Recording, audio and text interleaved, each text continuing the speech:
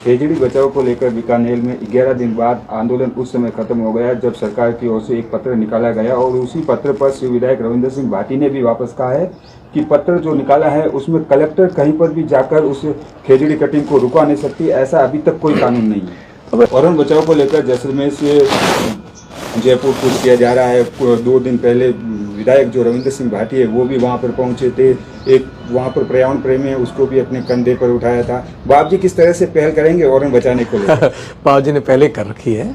मैं नेता नहीं होता हूँ, नहीं था तब से मेरा संकल्प है और मैंने कई बार कहा भी है कि मेरे जीवन का और इस कार्यकाल का, विधायक कार्यकाल का, मैं सोचूंगा कि ये अच्छा सदुपयोग करूं और अधिक से अधिक औरण, गोचर, नाडी, ये जो हमारे सार्वजनिक स्थान है, इनके संरक्षण के लिए और इनका रक्षण कैसे हो इसके लिए पूरा प्रयास करूंगा। अब रही बात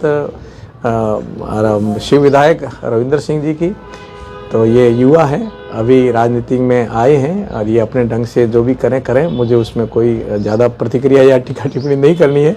पर तो हम लोग तो ये औरण प्रेमी जब निकले थे उस समय भादरिया, मैं और छोटू सिंह जी दोनों जयपुर से सड़क मार्ग से चल करके पहुंचे रात को 11 बजे और 5 बजे प्रातःकाल ब्रह्म मेला तक इनके साथ बैठे हैं और इनको कहा कि आप निश्चिंत रहिए, आपकी यात्रा आपने तय करी, चले, हमें कोई उससे आपकी रुकवानी नहीं है, ना आपके के लिए कुछ कहना है, इतना ही कहना, हम आपके साथ हैं।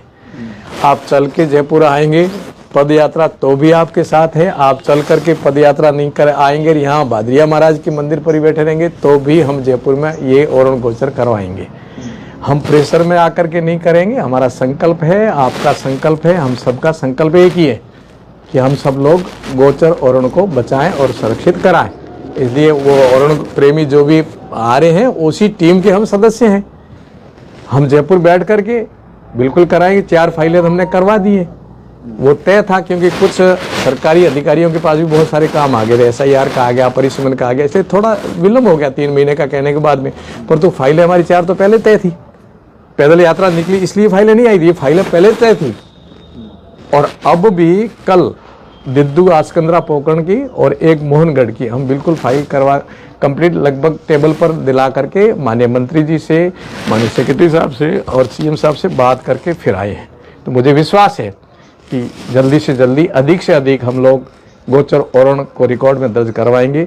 हम किसी प्रेशर में आकर के या कोई राजनीतिक लाभ लेने के लिए नहीं, हमारा कर्तव्य बनता है, हम सब एक हैं और टीम वर्क के साथ में इस कार्यकाल में हम सब लोग गोचर औरण को ज़्यादा से ज़्यादा आरक्षित करवा लें।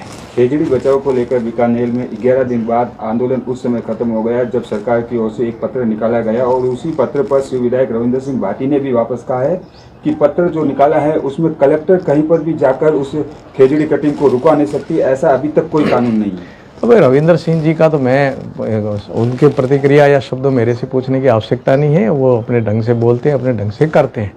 सरकार निश्चय ही कर रही है और निश्चय ही करेगी। गोचर बचाने के लिए, औरण बचाने के लिए और खेजड़ी बचाने के लिए सरकार खुद चिंतन करके और इसके लिए अच्छे से अच्छे नियम कानून लाएगी।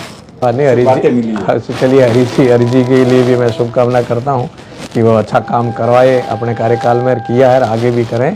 परंतु ठीक है, जिनको जो कहना वो कहते रहेंगे, परंतु अच्छा काम हो रहा है, अच्छा बजट होगा। श्रीलैंड विधायक गोपाल शर्मा ने कल एक बयान दिया था, गोविंद सिंह डोटासरा जेल जाएंगे, उनके बिना जेल में कोई रौनक ही नहीं रहेगी। जबकि हम जो वहाँ का निर्माण करवा रहे हैं, रूम वगैरह बनवा रहे हैं, उनको भी दिक्कत हो रही है, वो व्यवस्था तो हम उनके लिए कर रहे हैं।